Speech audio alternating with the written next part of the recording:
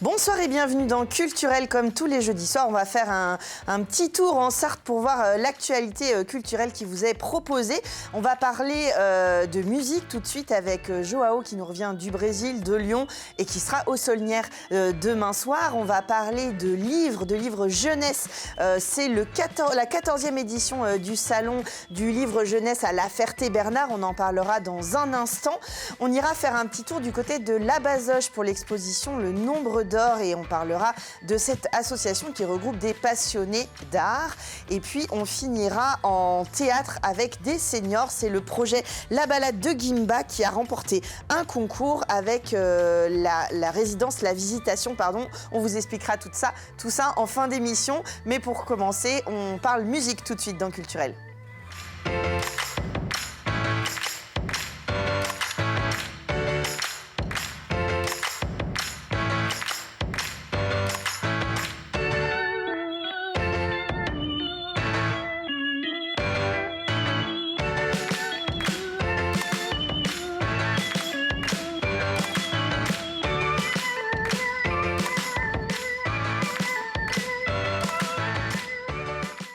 Et on commence donc avec Joao Selva qui est en direct avec nous. Bonsoir. Bonsoir. Alors, vous êtes ce que l'on appelle un carioca. C'est en tout cas ce qui vous définit dans votre communiqué de presse.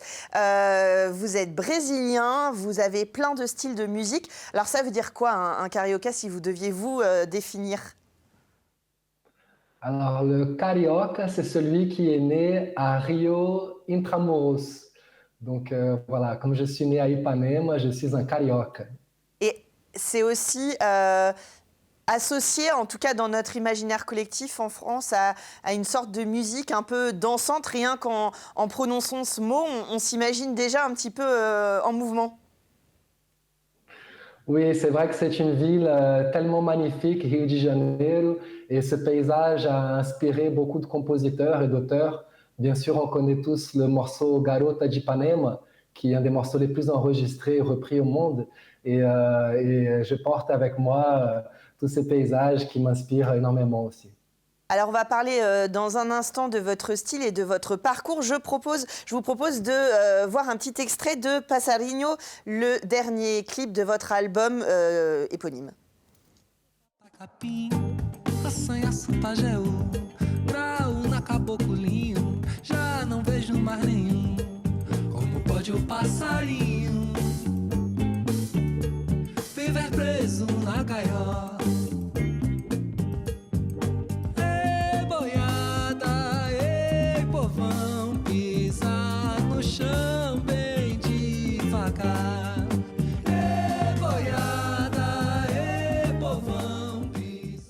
Que ça donne envie de danser, ça sort en ce moment, c'est ce clip qui vient tout juste de sortir.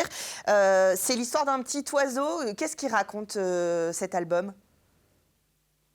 C'est un album qui a été composé en grande partie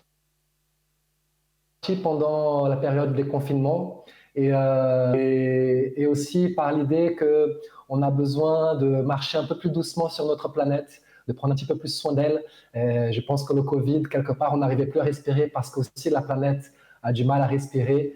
Et donc, je voulais donner un petit regard aussi positif avec de l'espoir.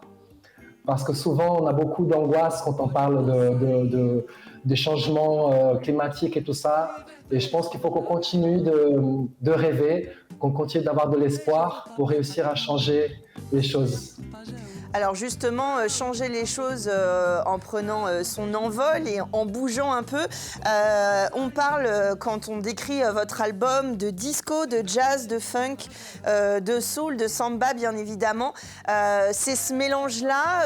Vous êtes né à Rio de Janeiro, vous êtes venu, vous avez fait des études, je crois, à Lyon. C'est ces rencontres, ces inspirations différentes qui nourrissent votre projet ?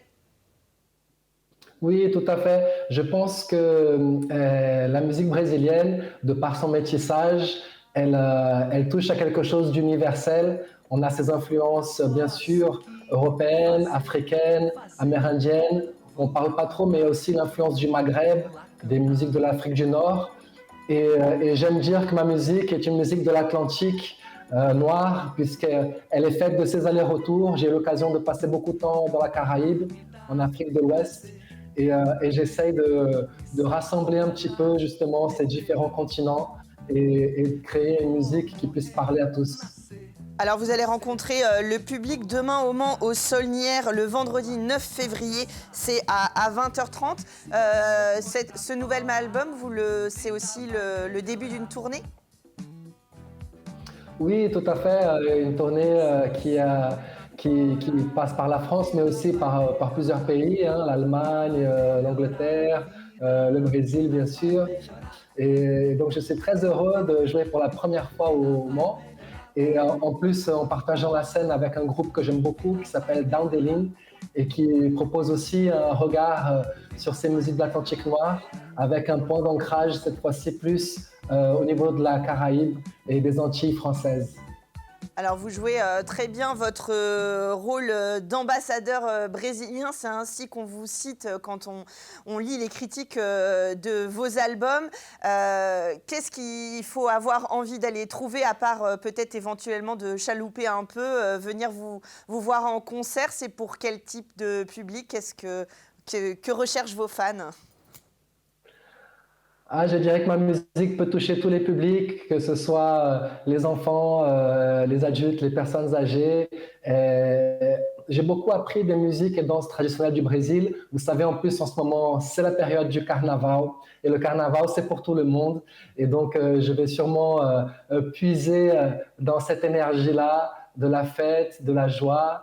Et vous savez, au Brésil, on dit qu'il n'y a pas de tristesse qui tienne face à autant de joie. C'est ça le carnaval, et c'est ça aussi que j'essaie de transmettre lors de mes concerts, cette envie de danser, de s'amuser pour justement se nourrir et pouvoir affronter ensuite le quotidien. Alors vous avez des acolytes français, je le disais tout à l'heure, vous êtes posé un temps à Lyon, vous parlez très bien le français, mais vous avez voulu garder votre langue natale pour écrire? Oui, pour moi, c'est naturel. Souvent, quand j'écris, c'est de manière très instinctive et c'est comme ça que les textes me viennent. C'est en portugais, même si je commence petit à petit aussi à avoir des idées en français. Mais pour l'instant, c'est vrai que je reste très attaché à cette langue qui est la langue de l'affect pour moi, puisque c'est la langue avec laquelle j'ai grandi. Et qui est une langue aussi qui est très musicale. Et donc, au niveau de l'écriture, de la composition, pour moi, c'est naturel de l'utiliser.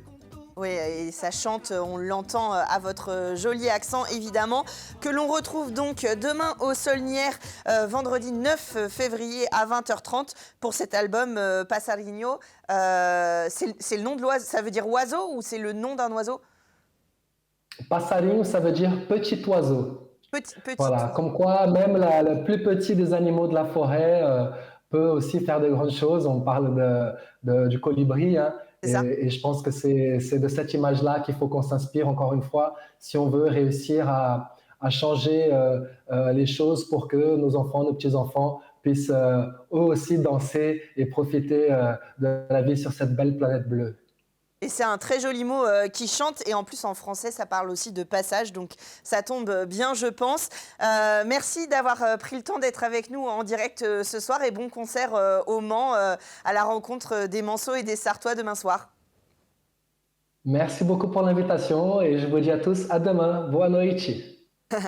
À demain, donc João Selva aux Saulnières.